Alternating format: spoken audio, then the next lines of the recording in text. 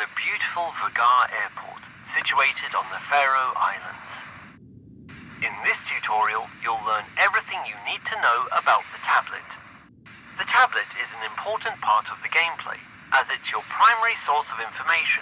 It features everything you need to know to be able to perform tasks on the ground.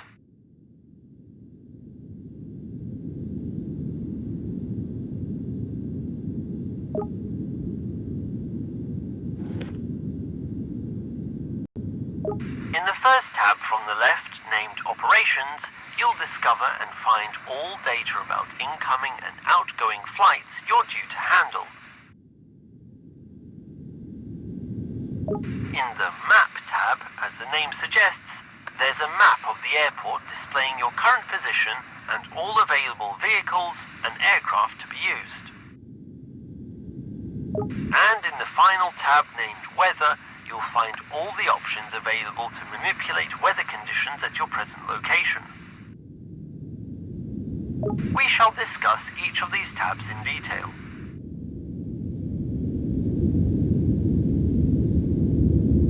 The screen is divided into two columns. The left-hand side acts as a timetable for all flights that are scheduled to take place at the airport on the present day, but divided into arrivals and departures. At the top, there's a button that filters the flights and shows only the ones you're assigned to handle on the day.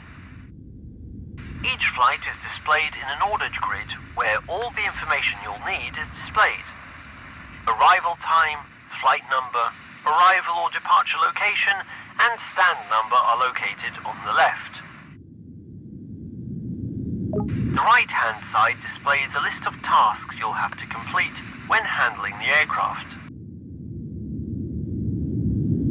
To view the tasks are arranged in the order in which they should be completed. When you complete an action, it will be crossed off, and those which are yet to be performed have empty markers on the left side of each task title. Now we'll head to the Map tab. Whilst at Vagar, you won't need the map too much. However, at larger airports such as Keflavik or Warsaw, it will be a major player in getting to where you need to be. The map features will show you the quickest route to your destination, and in addition, the location of available airport vehicles, aircraft and aircraft stands.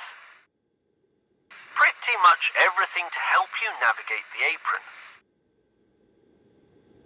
To navigate the map, use the controls displayed on screen.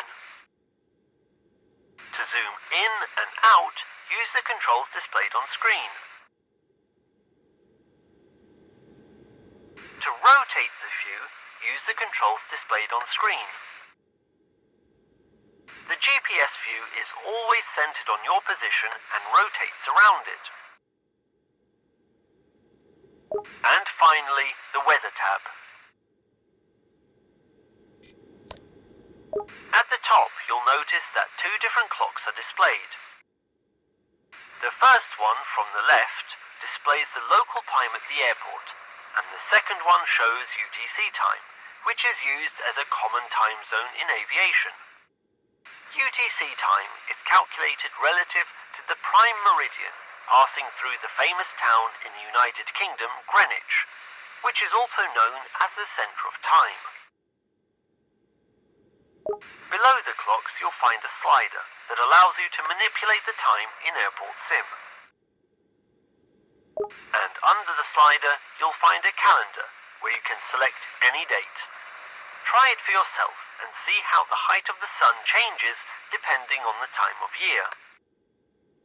The Live button will automatically set the date, time and weather conditions to what they currently are in your present location. In this instance, the weather data is fetched and based upon the most recent METAR weather data at Vagar Airport. The Apply button is used to apply the selected time in-game. At the very bottom, there are weather presets that you will be able to select to recreate predefined weather conditions. Some selected conditions, such as cloud cover and storm, cannot be manipulated once applied. Using the sliders, you'll be able to change and adjust individual weather conditions. On the left, there is a visualization of the cloud height.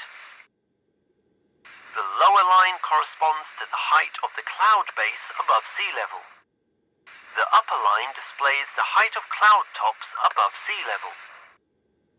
Adjustments of weather conditions are done in real time and do not need to be applied like time changes. Good job! You've now learned how to use the tablet in AirportSim. In the next tutorial, you'll be on your way to learning the basics of ground handling.